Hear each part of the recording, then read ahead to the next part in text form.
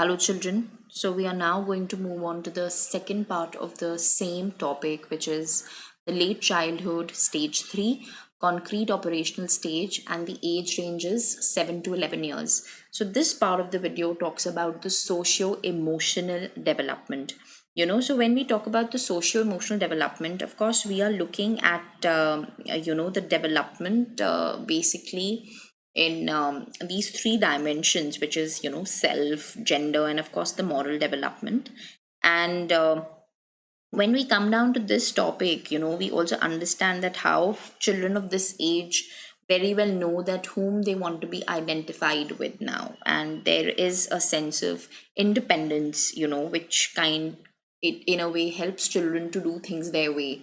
So they are feeling that sense of freedom and independence.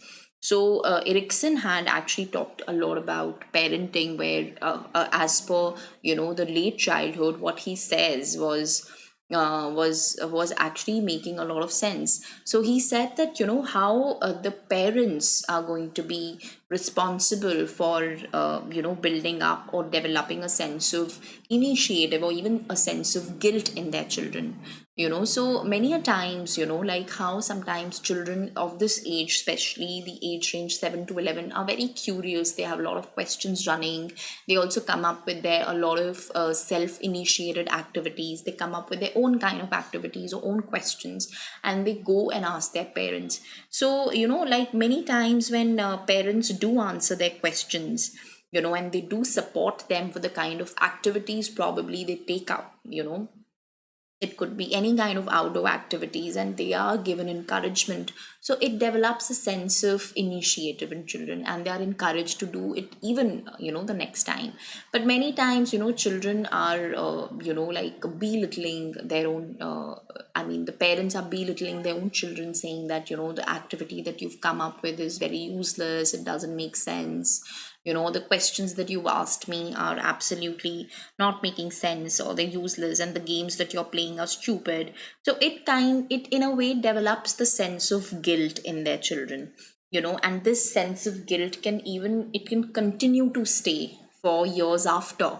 And children will lose their self-esteem, their own confidence, their belief in themselves. So in a way they feel shattered, and they can actually grow up with this guilt, that probably I'm not capable enough, or probably I did not ask the right kind of question, or I did not do the activity correctly, or that game was not useful actually. So so they actually start living up with it, and it can even persist for years to come. So there is something called as self understanding, which was also there in the early childhood.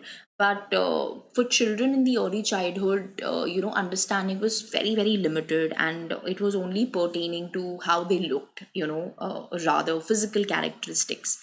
But how that when they start moving to the middle and late childhood, this actually starts developing, the understanding of self, and now it's even moved to the internal characteristics and not just the physicality part, where they actually talk about themselves. They can say that I am maybe a smart girl, or I'm a girl who's very popular, and I'm proud when I'm given responsibility in the class, so I became the class monitor. I'm feeling proud, I'm smart, I'm intelligent, I am popular, whatever such kind of attributes. They start understanding more so about their internal characteristics also. And there is something called as like how they're also understanding, or rather defining themselves through psychological characteristics. And the descriptions that they probably have of themselves can also talk about, or can also include the social aspects of self.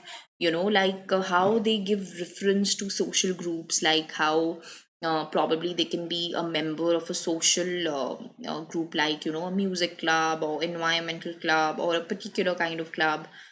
So it includes their social comparison also. Now their understanding of self also talks about how they would probably compare themselves to others.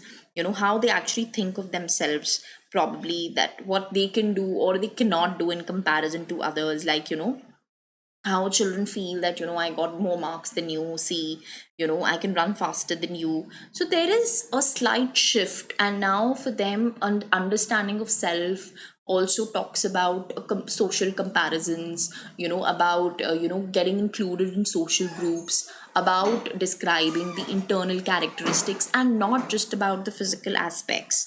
And it has definitely shifted, to establishing one's differences from others, as just, an individual.